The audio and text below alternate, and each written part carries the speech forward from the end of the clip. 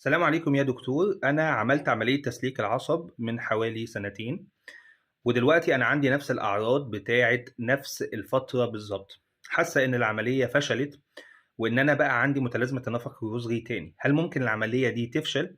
وهل ممكن أنا أعملها تاني والّا لأ؟ إيه الحل وإيه التصرُّف السليم في الحالة اللي زي دي؟ وعليكم السلام ورحمة الله وبركاته.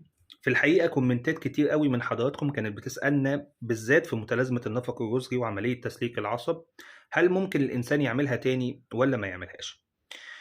وعشان نوضّح الإجابة على السؤال ده محتاجين نفهم كذا نقطة قبلها وإحنا بنتكلم في طريقة التعامل أصلًا مع متلازمة النفق الرُّزغي. طبعًا المتلازمة دي إحنا اتكلمنا عليها أكتر من مرّة، ولكن باختصار إن بيحصل ضغط على العصب في منطقة الرُّزغ يؤدي لحدوث تنميل أو وجع أو حرقان وضعف في عضلات الإيد. الإنسان ما بيقدرش يستخدم الإيد في الأحداث اليومية، سواء كان إن هو بيكتب حاجة أو إن هو بيمسك حاجة، ما بيقدرش وبيحس إن عضلاته ضعيفة.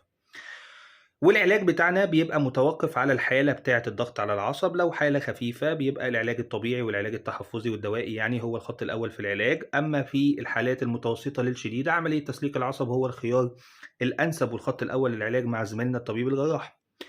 بس في ناس كتيرة ما تعرفش نقطة مهمة جدًا، إن بعد العملية المريض هو اللي بيحدد إذا كان هتنجح العملية دي ومش هيُصاب بمتلازمة النفق الرُّزغي تاني، والّا لا قدّر الله الموضوع هيفشل ومع الوقت وتمُر السنين وترجع نفس النقطة اللي كان بيعاني منها المريض تاني وكإننا ما عملناش حاجة.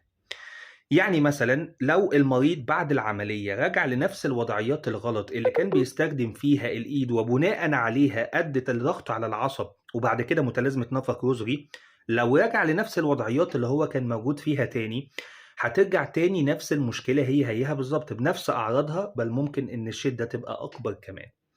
ولو المريض حافظ على الوضعيات الصح في التعامل مع إيديه بعد العملية أو بعد العلاج عامةً، واتّبع النصائح اللي خدها من الطبيب الجراح أو من دكتور العلاج الطبيعي من خلال جلسات العلاج الطبيعي بعد العملية، وحافظ على وضعيات إيده، وحافظ على مثلًا الريست اللي بيتلبس أو على الدعامة اللي بيعملها أو على التمارين اللي المفروض يستمر عليها، أو على الinstructions أو النصائح عامةً اللي تخلّيه يقلل الضغط من على العصب ويتلافى حدوث الفرصة دي تاني بعد كده، هيعيش حياته زي الفل.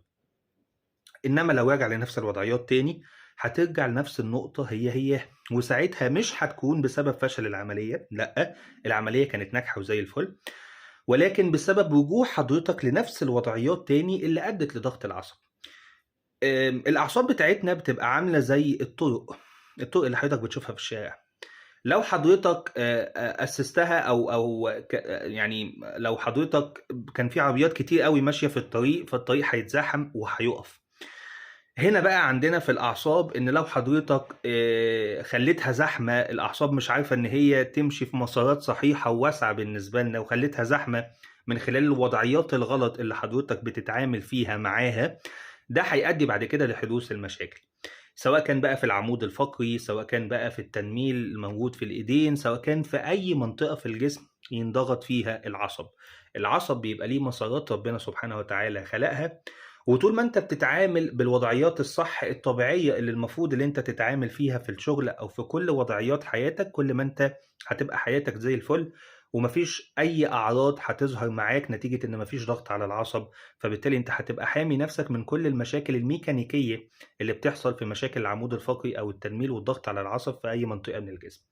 إنما لو اتخذنا وضعيات خاطئة، هترجع تاني بالنسبة لنا نفس الأعراض تاني هياها، مهما أنت جيت عالجت المشكلة وخفِّت، لو رجعت لنفس النقطة هترجع تاني. فالجواب بيبقى مع حضرتك أنت، مش بيبقى مع أي حد تاني غير حضرتك. فخُد بالك من صحتك، لإن أنت اللي متحكم فيها وأنت كمان اللي مسؤول عنها.